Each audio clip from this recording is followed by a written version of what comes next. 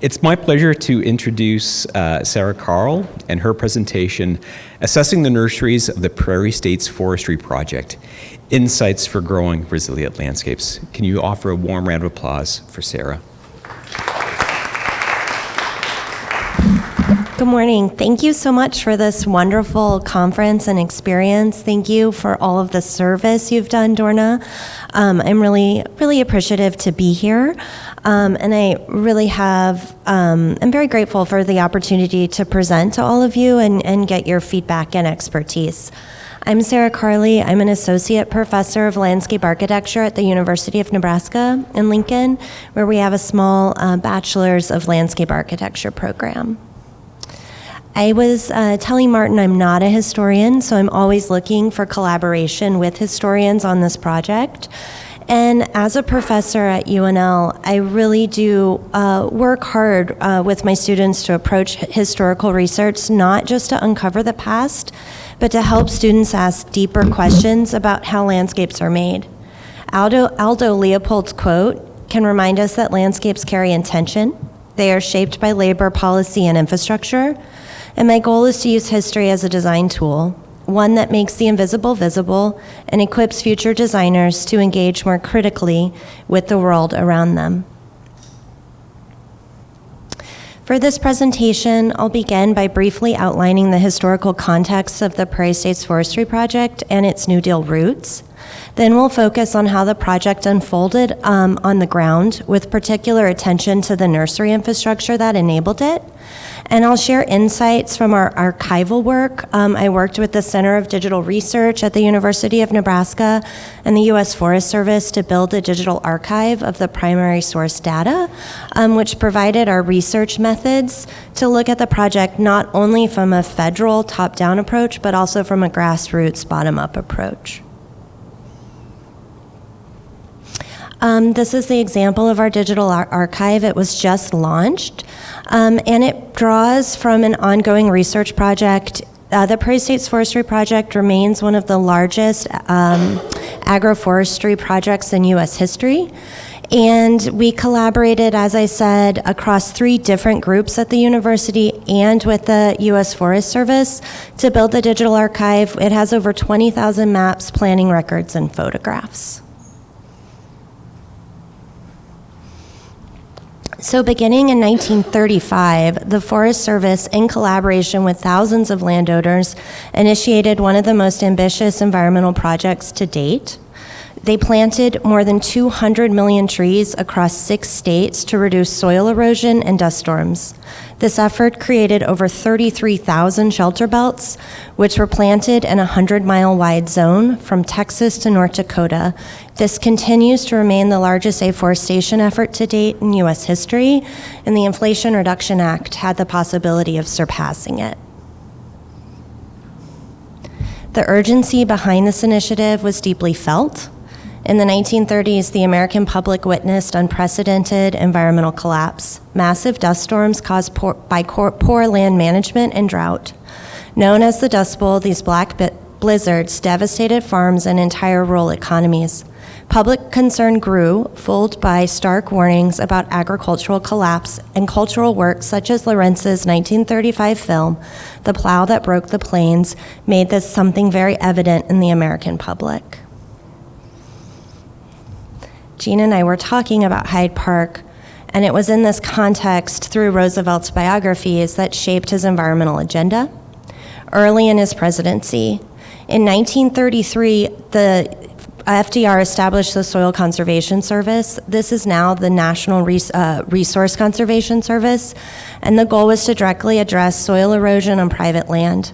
This marked a turning point. The federal government took on a new role in preserving natural resources, even on privately held land, embedding conservation into the broader New Deal initiative. Despite initial skepticism from farmers, the Prairie State Forestry Project succeeded in their planting goals. Local administrators worked to adapt federal plans to regional conditions and built political support. Their work was key in translating Roosevelt's tree planting vision into something both practical and place-based. These are examples of the planning atlas maps, which look at zone suitability and predate McHarg's suitability mapping studies. One of the most interesting things is the multi-scalar design aspect and planning aspect of this project. So moving from statewide atlas down to county scales, all the way down to sections and individual farms. Scientific research was central and played a critical role. Forester Raphael Zahn led efforts to design effective shelter belt compositions. His team at the Lake States Forest Experimentation produced a 200-page technical manual in 1935. The manual, Possibility of a Shelter Belt Planting in the Plains Region, guided the project implementation for 7 years. A nursery network was documented in the manual and they estimated that they needed to collectively produce 400 to 50 million samplings. The project's success depended on coordination at multiple scales. Federal planners provided regional overviews, while local administrators contributed to site-specific knowledge. Together, they created a system flexible enough to be implemented across thousands of unique farms, while still aligning with a broader conservation agenda. Importantly, shelter belt planning became more effective when approached at the community scale. Planners realized early on that a single farm's success depended on its neighbors. Coordinated planting zones offered better erosion control and crop protection and administrative efficiency than isolated efforts. The Prairie States Forestry Project shows how multi-scalar planning, linking federal goals with local knowledge, was implemented. One of the biggest logistical hurdles was supply. In 1935, there simply weren't enough nurseries to produce the necessary stock needed. The first planting season relied on regional nurseries and even hand-gathered cottonwood seeds from riverbanks. As historian Joel Orth has noted, the success of the 1935 planting was essential to build credibility. Of the 6 million trees planted that year, over 4 million were cottonwoods. These early plantings helped establish credibility, but they also created complications with the longevity of the planting. What you're looking at is a row planting of cottonwoods and mulberries. So fast-growing species were important, but as we would classify them today as invasive. One of the other challenges with the existing shelter belts was that they were meant to be managed. So although the species were fast-growing, they were meant to be taken out. Two really important things occurred. One was World War II, and one was rural electrification, causing great impact on how the belts were managed and how they're perceived today. Design decisions like shelter belt width became politically sensitive. Forest Service plans called for belts that were 17 to 21 rows wide, but many farmers later plowed down rows they felt encroached on productive land, challenging the Forest Service's authority.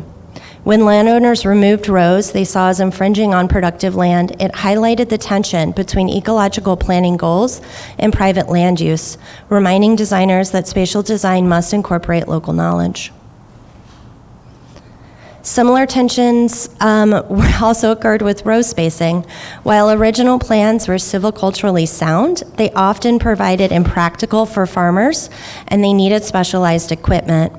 Some landowners, like Nate Rudd, adapted by building custom tools such as 3 shovel cultivators mounted in an old Lister plow frame to manage 6-foot row spacings.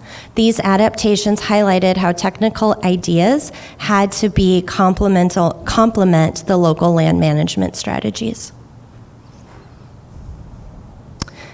Plains Farmers Need Trees captured the urgency and simplicity of the shelter belt movement, but the reality was far more complex. The Prairie States Forestry Project involved massive coordination, adaptive design, and negotiations between ideal plans and on-the-ground constraints.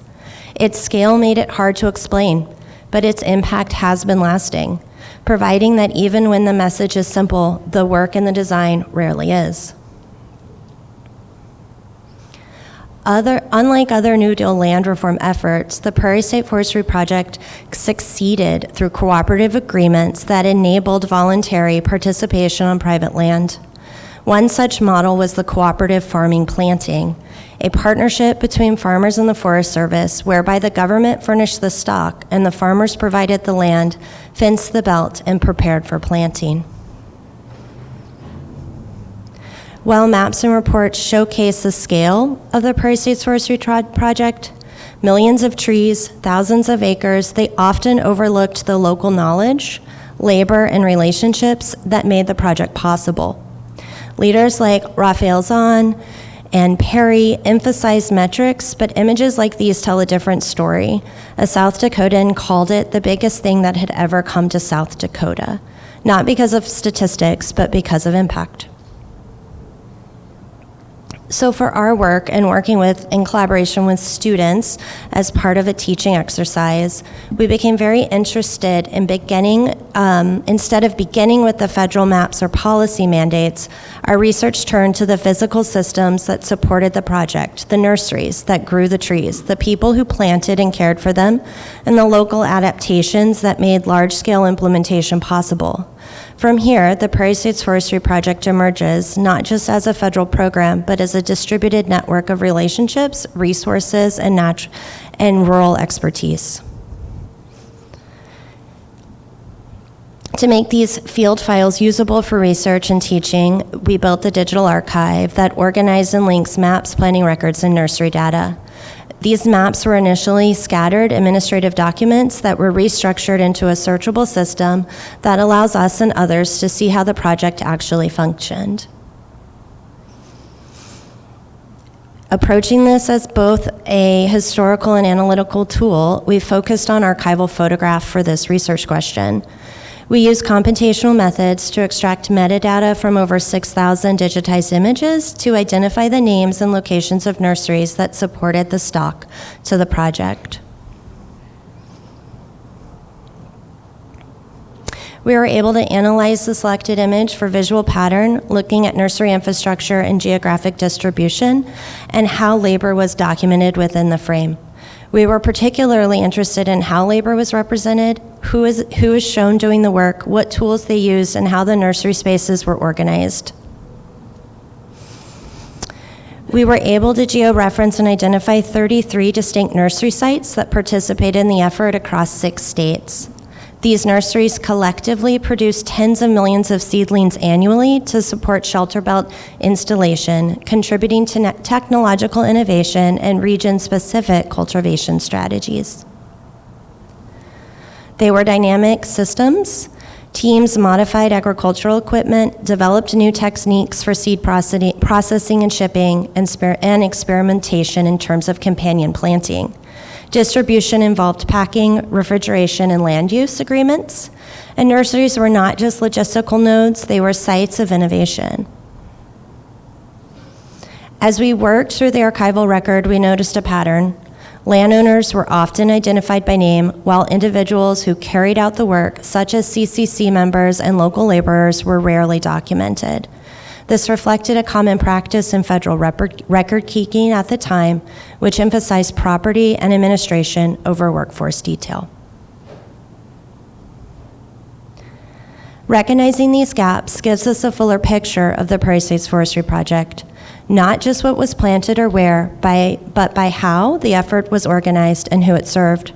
Asking questions about documentation, land policy, and participation helps us understand how large-scale landscape efforts succeed or fail or fall short, not only in terms of ecology, but also in terms of long-term community benefit. Students play a key role in this research. Several of my students have family histories tied to this project. They contribute original analysis through poster presentations and help define the methods for locating nursery logistics. Their work shows how historical research can deepen design education and support interdisciplinary thinking.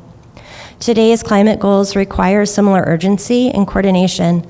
Estimates suggest that the United States must double its nursery capacity by 2040, adding 1.7 billion seedlings annually. The Prairie States Forestry Project was a large-scale environmental effort shaped by federal planning and local input, but also by the limitations of the New Deal land policies that prioritized landowners and overlooked broader social inequities. Our research highlights often overlooked infrastructure and labor that makes these projects possible, encouraging a more nuanced view of landscape design, focusing on both adaptability and labor. I do believe the Prairie States Forestry offers landscape architecture a valuable model for large-scale ecological planning. It integrates infrastructure, label, and local knowledge. It highlights the importance of adapting broad plans to regional conditions through collaboration across multiple scales. Studying the project also encourages critical reflection on the social, political context that shapes such large landscape interventions. I'd like to acknowledge our sources and acknowledgement, and I look forward to opening it up to any questions.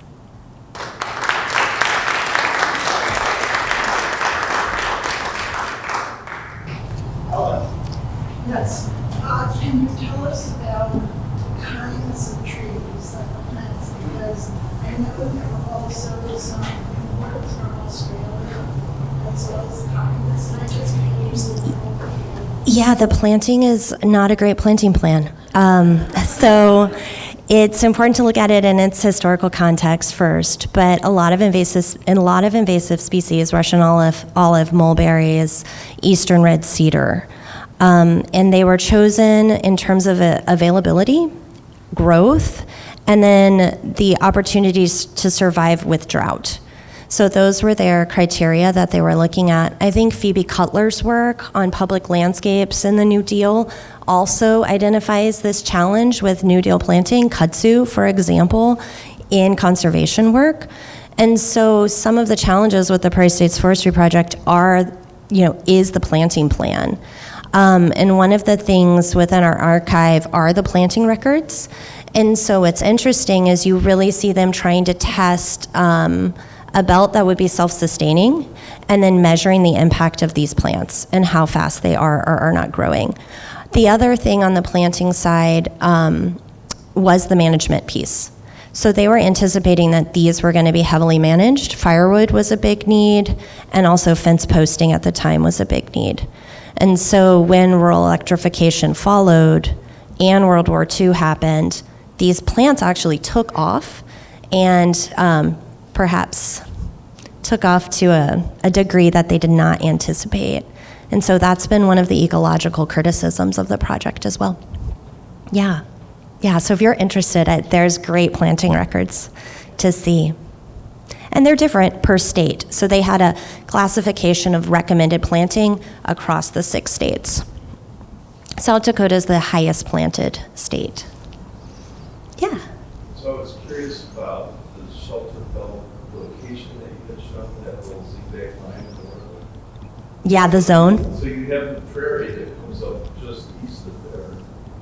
And I saw Manhattan, Kansas State's my alma mater. And they had a nursery there. But that whole flat landscape goes all the way to like the middle of Colorado. So why was the belt like in that location? So initially the zone was not meant to creep west. So they had done soil and wind and suitability mapping. Politically, it was a way to get money and jobs into western counties. So in fact, the project itself, if I showed you, here's the zone versus what actually got planted, sections of the project are in Prairie, which is highly debated based on who the senators were within those regions lobbying for aid, right? Government aid. The other thing that's interesting is this was completely optional, so landowners could buy in or buy out. And so you have highly planted regions in counties and counties right next to it that didn't participate at all. Bessey Nursery is a hand-planted forest in Nebraska. Bessey was a pretty famous forester. He was in the circles with Gifford Pinchot and that group. And that has now become forestry and grassland restoration. And so one of the efforts have been to remove some of these shelter belts as part of grassland restoration. So very interesting where the zone was, their land suitability mapping goals, but then the actual application and who opted in didn't always align with where they were recommending the zone.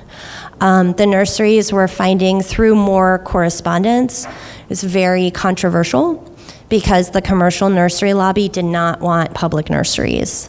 And so getting public nurseries in to provide the plantings that they were recommending was really challenging within public-private coordination. And so a lot of the universities did contribute, the land-grant universities did contribute to the nursery system. So it might be part of Kansas State. Yeah, great question. Other questions? Yeah. Sarah, it was so fascinating. I'm so embarrassed I had no idea about the shelterbelt. It's such a huge geography. And I wonder, does it add, like, if we're going to go back to like Kevin Lynch's, you know, is it a connector? Is it a barrier? Like, how does it function between this, like, really large swath of geography? Yeah, I think one of the things, these were initial sketches, right? And so they're a bit naive. When they got to the actual individual farms, there was a lot of design work that went into orientation, soil, where they should or should not go. And so what you're looking at here is a map of actually which ones on the right were planted, and then you can see the image on the left is an individual farm. You can see the planting list there. And so they're not as infrastructural as you experience them. One research piece that I didn't show, working with the U.S. Forest Service, we were able to geo-reference the whole group in Nebraska, and we found that way more shelter belts existed than they expected. And so they were working a couple years ago to help land management systems with either replanting them, removing invasive species, rethinking about them. They're so big. Some of these belts that were put in are really massive. And so when I talk to people that have knowledge of the project, some of the generations are surprised that they were planted. So the scale for some of them are massive. Also, the cost of taking them out is tremendous. And so on one hand, I think the vision is bold, but the implementation was challenging, and then the management of them following has been challenging. And there's a lot of different regenerative agricultural methods that could be used. Agroforestry is one method, and so it tends to be a longer term method because of the investment. I was going to show, we actually got quite a few phone calls. There was one historical marker, and when that shelter belt was taken out, the community was pretty devastated that it was taken out. And so documenting it is a challenge because the scale is so large. Nebraska State Historic, our SHPO identified it as national significance. They're very interested in how to put this project on the National Register. And so one of their questions was, where are the nurseries? Can we put a few nurseries on the register? How do you document this? Especially after this had occurred with a land management change. So I don't know if I look for expertise in this room on that. It's a challenging one. Yeah. It's great. It's fascinating. Yeah. Did it work? Is there any data points you can compare? Yeah, I mean that's a lot of the federal record talks about the successes, right? In terms of managing soil, managing wind, managing habitat. I could show my colleague Gary Bentrup, who I collaborate with us on, opening up land to wind erosion continues to be a massive issue within the Great Plains.